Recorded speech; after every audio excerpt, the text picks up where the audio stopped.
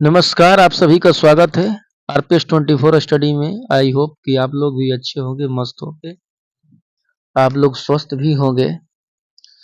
तो इस वीडियो में हम बात करने वाले हैं क्लास 10th का सब्जेक्ट हिंदी, और हिंदी का है पदखंड, और पदखंड का चैप्टर है मेरे बिना तुम प्रभु।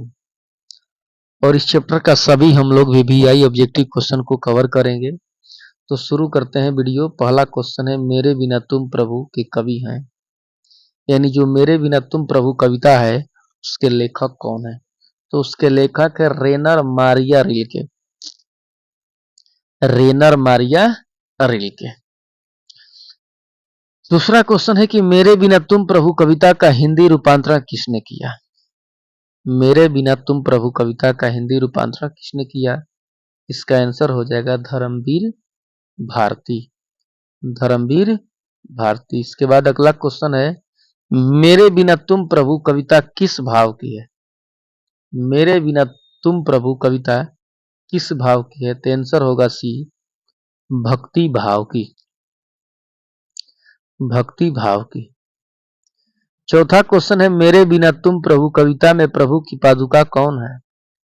मेरे बिना तुम प्रभु कविता में प्रभु की पादुका कौन है? तो इसका आंसर हो जाएगा सी, कवि। आंसर सी होगा, कवि। पांचवा क्वेश्चन है, रेनर मारिया रिल्के का जन्म कब हुआ था? रेनर मारिया रिल्के का जन्म कब हुआ था? तो रेनर मारिया रिल्के का जन्म 4 दिसंबर 1875 में हुआ था। 4 दिसंबर 1875 में हुआ था। रेनर मारिया रिल्के कविता में किस वाद का स्वर सुनाई देता है? रेनर मारिया रिल्के कविता में किस वाद का स्वर सुनाई देता है? तो इसका आंसर हो जाएगा रहस्यवाद। रहस्यवाद। अगला क्वेश्चन है, रेनर मारिया रिल्के का जन्म कहां हुआ था? रेनर मारिया रिल्के का जन्म कहां हुआ था? तो आंसर हो जाएगा जर्मनी। जर्मनी, ऑस्ट्रिया में हुआ था। इसके बाद क्वेश्चन है, रेनर मारिया रिल्के की काव्य शैली है?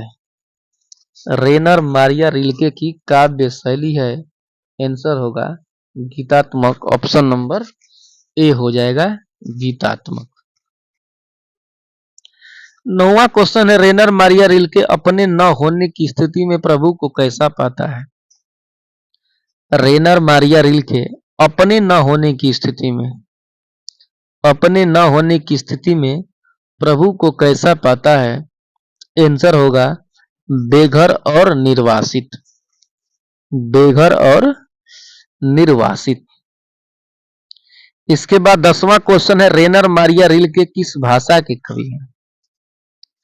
रेनर मारिया रिल्के किस भाषा के कवि हैं? तो आंसर हो जाएगा जर्मन। जर्मन भाषा के कवि हैं। 11 क्वेश्चन है, कवि रिल्के के अनुसार मनुष्य के बिना किसका अस्तित्व न रहेगा? कवि रिल्के के अनुसार मनुष्य के बिना किसका अस्तित्व न रहेगा? तो आंसर हो जाएगा ईश्वर का। ऑप्शन नंबर ए, ईश्वर हो जाएगा। कवि रिल्के के अनुसार ईश्वर को सर्वशक्तिमान के रूप में किसने प्रतिष्ठित किया है? कवि रिल्के के अनुसार ईश्वर को सर्वशक्तिमान के रूप में किसने प्रतिष्ठित किया है? तो ऑप्शन नंबर सी हो जाएगा, मनुष्य ने। किसने? मनुष्य ने। कवि किसका शानदार लबादा गिर जाने की बात करता है? कवि किसका शानदार लबादा गिर जाने की बात करता है? कवि किसका शानदार लबादा गिर जाने की बात करता है? आंसर हो जाएगा प्रभु का। ऑप्शन नंबर बी हो जाएगा। इसके बाद क्वेश्चन है, कवि के अनुसार भक्त किस रूप में है? कवि के अनुसार भक्त किस रूप में है? तो जलपात्र, मदिरा, बेस और वृत्ति, इनमें से सभी हो जाएगा। ऑप्शन नंबर डी, इनमें से सभी होगा। 15 क्वेश्चन है, कवि रेनर मारिया रिल्के किनके चरणों में छाले पड़ जाने की बात करते हैं? कवि रिल्के हैं, किनके चरणों में छाले पड़ जाने की बात करते हैं? तो आंसर हो जाएगा प्रभु के। आंसर सी होगा प्रभु। इसके बाद 16 क्वेश्चन है, कवि की नर्म शैया पर कौन विश्राम करता है? कवि की नर्म शैया पर कौन विश्राम करता है? तो प्रभु की कृपा दृष्टि। प्रभु की कृपा दृष्टि पर कवि नर्म शैया पर विश्राम करता है।